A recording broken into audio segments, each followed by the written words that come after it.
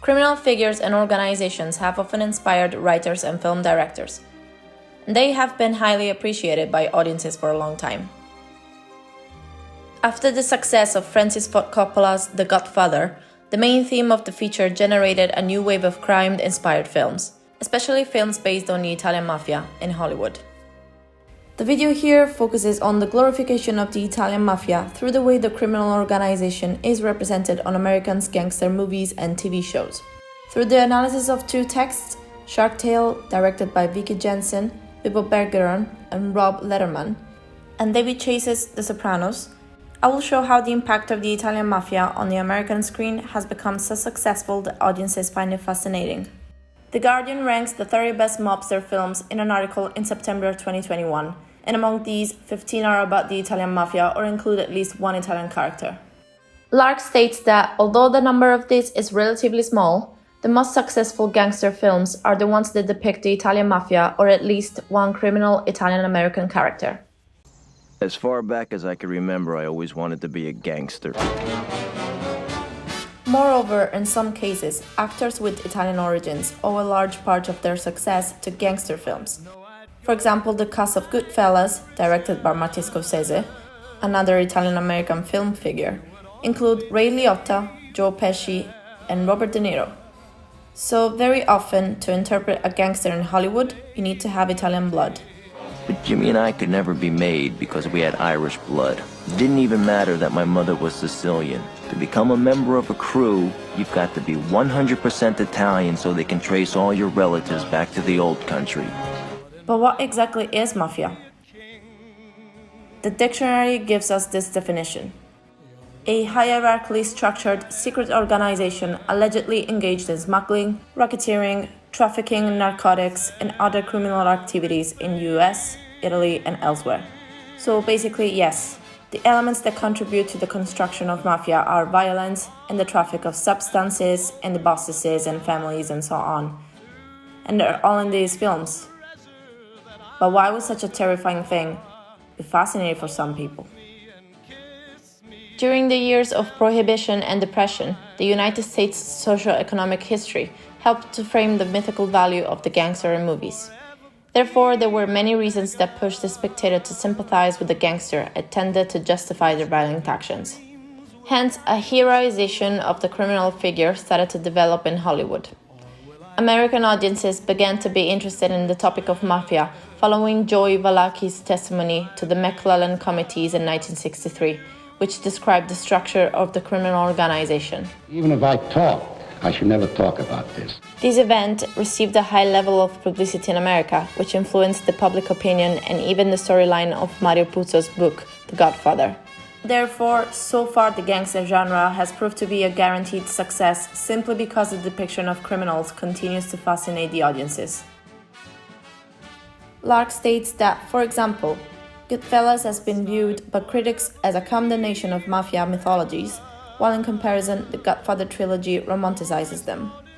All these films are also full of stereotypes to show the Italianness of the gangster, like eating pasta, the Italian hand gesture, even more gesticulations, the speaking Italian scenes, and the mention of Sicily, of course. Sicilia, vicino Catania. Catania? Lo sono di Catania. Sì. Additionally, the Italic Institute says there have been more than 1,233 films related to Italians since 1928, and about 31% show the culture in a positive light, while 69% are negative. Martin Scorsese's filmography alone, for example, is highly based on films about the Italian culture, particularly Mafia. This film seems to be successful at box office and award institutions, especially because the topic of mafia is very much appreciated by audiences. But when I say audiences, I also include young audiences and TV spectators. Michael? Don't ever ask me about my business, Lisa. So, for example, one of the films condemned by the Italic Institute that depicts the mafia is Shark Tale. Look! It's the Shark Slayer! Shark Tale is an animation film released in 2004. With a colorful cast, the film was a box office success. The movie is about a little fish with big dreams of being rich and famous, who pretends to be a shark killer to gain fame. The film also features underwater figures associated with crime, such as sharks, killer whales, and hammerheads, with Italian last names. My Uncle Vito got whacked by one of those. Bada bing, bada boom. And dialogue that uses Italian expressions. Capiche? The cast includes important film figures that have Italian origins, like Martin Scorsese, Robert De Niro, Vincent Pastore, and Michael Imperioli. So it's basically a Sopranos, Godfather, Goodfellas mixture, but in animation, which is usually directed at kids, but also made to attract and entertain adults who accompany kids to theaters and sit with them. Shark Tale also shows how the old Sicilian mafia has become such a universal cultural pop artifact and point of reference that it can go cuddly and cutesy rather than criminal and bloody. So Shark Tale displays mafia stereotypes to an impressionable audience, causing damaging effects. This influences the kids' perspective on how an Italian American is seen and seems to give the message that negative stereotypes against the Italian Americans continue to be accepted in the American mass media. Moreover, it shows Hollywood's carelessness in dealing with serious topics like mafia in kids' movies. This way, young audiences might grow up thinking of mafia as a fascinating theme. This is even exemplified in a scene in the next text analysis, The Sopranos. Are you in the Mafia?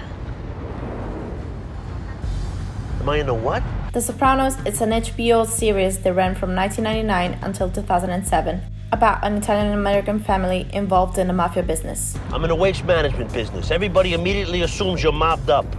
It's a stereotype, and it's offensive. The show was so successful they attracted an audience of 12 million people every week.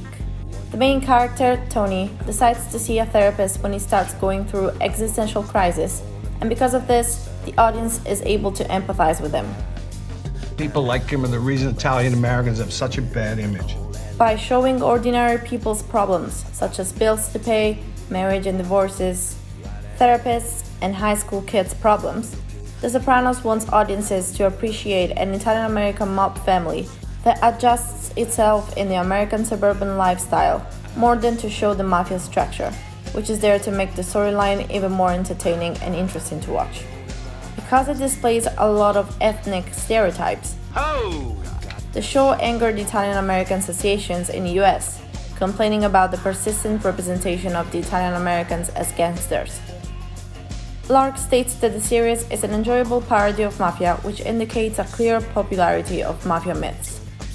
The Sopranos' success confirms that the Mafia is now a part of the mainstream culture, so the audience must feel that they know and understand the society enough in order to be able to easily understand and enjoy how it's been parodied.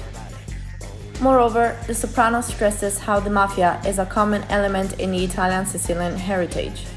In this scene, Tony tells his daughter Meadow that it's an unavoidable part of his identity, so the question of whether they condemn it or romanticize it still stands. My father was in it. My uncle was in it. So if The Sopranos wants to represent America's view of the Mafia, the characters tend to romanticize the organization too. How real was The Godfather? So they reflect upon a society which is fascinated by the mafia life. Just when I thought I was out, they pulled me back in. The fascination might come from the Godfather series, which is worshipped and mentioned by the characters multiple times throughout the seasons, glorifying it themselves. Kids in school think it's actually kind of neat. Seen The Godfather, right? Because it's true, The Godfather set the starting point that led to a series of imitations of the plot and parodies too, most of them based on the Italian Mafia. When The Godfather Part 2 premiered in cinemas, it showed the disclaimer addressed to the audience to specify that the characters of the film were not representative of any ethnic group. This seemed necessary as the first film of Coppola's trilogy had caused negative criticism and protests regarding the use of the word mafia from Italian-American groups. Shark Tale and The Sopranos are two of the many examples of films and TV shows that exploit a fictionalized, glamorized version of mafia, made for the purpose of selling it to audiences, influencing their minds and glorifying the very concept of the criminal organization. Mafia is not the romantic and glorified version shown in films, especially the ones on the American screen. Instead, Mafia is a ruthless organization which myth was entrenched by mass media, especially by films and TV shows like Shark Tale and The Sopranos.